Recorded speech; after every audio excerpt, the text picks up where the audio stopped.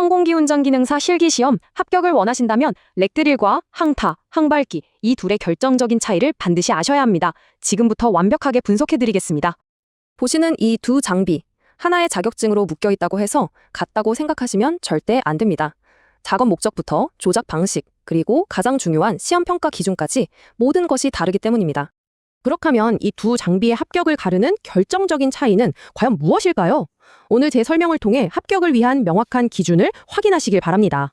자, 그럼 오늘 살펴볼 순서입니다. 먼저 두 장비의 목적 차이부터 시작해서 구조와 작동 방식, 그리고 여러분이 가장 궁금해하실 실기시험의 핵심 비교와 치명적인 실격 사유까지 짚어보고요. 마지막으로 합격을 위한 최종 전략으로 마무리하겠습니다.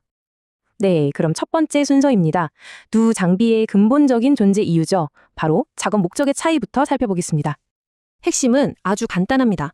락드릴은 땅에 구멍을 뚫는 장비고요. 항타, 항발기는 말뚝을 받거나 뽑는 장비입니다. 바로 이 구멍과 말뚝이라는 한 단어의 차이가 모든 것의 시작점이라고 보시면 됩니다.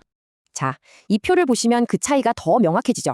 락드릴은 단단한 안반을 뚫는 게 목적이고 그래서 결과물로 천공홀, 즉 구멍이 남습니다. 반면에 항타, 항발기는 강관 말뚝 같은 걸 받거나 뽑는 게 목적이라서 지면에 박힌 말뚝이 결과물이 되는 거죠. 작업 방식도 당연히 다를 수밖에 없고요. 이렇게 목적이 다르다 보니 당연히 장비의 구조와 작동 방식도 다를 수밖에 없겠죠. 바로 이어서 살펴보겠습니다. 왼쪽의 락드릴을 보시면 안반을 직접 깨부수는 비트와 해머가 핵심 장치입니다. 반면에 오른쪽 항타기는 말뚝을 딱 잡고 길을 안내하는 리더, 그리고 위에서 내려 키는 해머가 중심이 되는 구조죠. 이게 아주 중요한 차이점인데요. 락드릴은 구멍을 뚫어야 하니까 회전이 필수입니다. 하지만 항타기는 회전이 필요 없거나 보조적으로만 쓰이죠. 그리고 시험에서 가장 중요한 것, 락드릴은 정밀한 각도 조절이 생명이지만 항타기는 수직으로 똑바로 세우는 게 중요합니다. 바로 이 구조적 차이가 실기시험의 평가 기준으로 그대로 이어집니다. 자, 이제 수험생 여러분께서 가장 집중하셔야 할 부분입니다. 실기시험에서 대체 뭘 보고 평가하는지 그 핵심 기준을 비교 분석해 보겠습니다. 결론부터 말씀드리면 이렇습니다. 락드릴 시험은 정밀 조작 시험입니다. 얼마나 정확한 각도와 깊이로 작업하는지를 보는 거고요. 항타, 항발기 시험은 안전 절차 시험입니다. 정해진 순서를 안전 규칙에 맞게 잘 지키는지를 평가하는 거죠. 그러니까 시험의 성격 자체가 완전히 다른 겁니다. 락드릴 시험 절차를 한번 볼까요?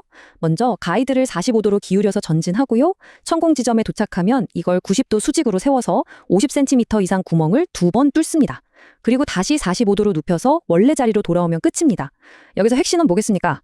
바로 45도와 90도라는 이 두 개의 각도를 얼마나 정확하게 맞추느냐입니다. 그럼 항타, 항발기는 어떨까요? 여기선 각도보다 절차가 중요합니다. 먼저 리더를 장비 정중앙에 맞추고 주행하고요. 작업할 땐 반드시 리더를 땅에 단단히 고정한 후에 천공 작업을 합니다. 그리고 돌아올 땐 180도 선회에서 원위치 한 다음 다시 장비를 고정해야 끝납니다. 이 절차들 하나라도 빼먹으면 바로 실격 사유가 됩니다. 지금부터는 정말 중요합니다. 단 한 번의 실수로 그 자리에서 시험이 끝나버리는 가장 치명적인 실격 사유들을 집중적으로 파헤쳐 보겠습니다. 네, 화면에 나온 그대로입니다. 지금부터 말씀드리는 실수는 단 한 번만 해도 바로 실격입니다. 점수를 따는 것보다 실격 당하지 않는 게 합격의 첫걸음이니까요. 반드시 기억하셔야 합니다. 이게 두 시험 모두에서 가장 많이 나오는 공통 실격 사유입니다. 바로 작업 장치가 땅에 닿은 채로 장비를 움직이는 건데요. 이동하기 전에는 반드시 작업 장치를 땅에서 들어 올리는 습관, 이걸 몸에 익히셔야 합니다. 절대 잊으시면 안 돼요. 락드릴의 주요 실격 사유를 좀 더 보겠습니다. 아까 강조했던 주행 시 45도, 천공 시 90도 각도를 못 맞추면 당연히 안 되고요. 천공 깊이가 50cm가 안 돼도 실격입니다. 그리고 또 중요한 거, 천공할 때는 해머, 회전, 에어 이 세 가지가 동시에 작동해야 합니다. 하나라도 빠지면 바로 실격 처리됩니다. 항타, 항발기는 안전 절차 위반이 곧 실격으로 이뤄집니다.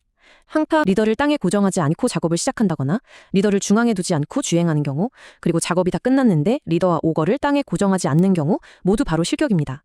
조작 실력 이전에 안전규칙을 지키는지를 보는 시험이라는 걸 명심해야 합니다. 자, 지금까지 모든 차이점을 분석해봤습니다. 이제 이 내용들을 바탕으로 합격을 위한 최종 전략을 명쾌하게 정리해드리겠습니다. 락드릴 합격 공식입니다. 딱 세 가지만 기억하세요. 첫째, 각도, 주행 45도, 천공 90도, 이게 최우선입니다. 둘째, 깊이, 50cm 미만으로 실격되지 않게 55에서 60cm 정도로 여유있게 작업하세요. 마지막 셋째, 절차. 이동 전에는 해머, 회전, 에어 끄고 비트와 풋을 땅에서 띄우는 것. 이걸 기계적으로 반복해야 합니다. 다음은 항타 항발기 합격 공식입니다. 이것도 안전 절차 3가지로 요약됩니다.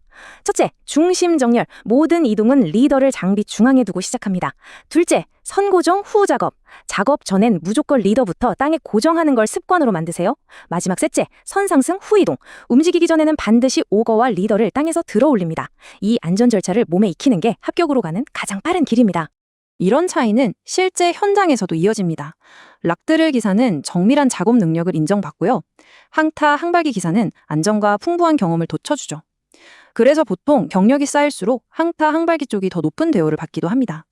자격증 취득 후에 어떤 길로 나아갈지 고민하실 때 참고하시면 좋겠습니다. 결론적으로 이렇습니다. 락드릴은 정밀도를 보는 시험이고 항타 항발기는 절차를 보는 시험입니다. 내가 지금 어떤 시험을 보고 있는지, 평가관이 무엇을 중점적으로 보는지를 정확히 알고 준비해야 합격이 보이는 겁니다.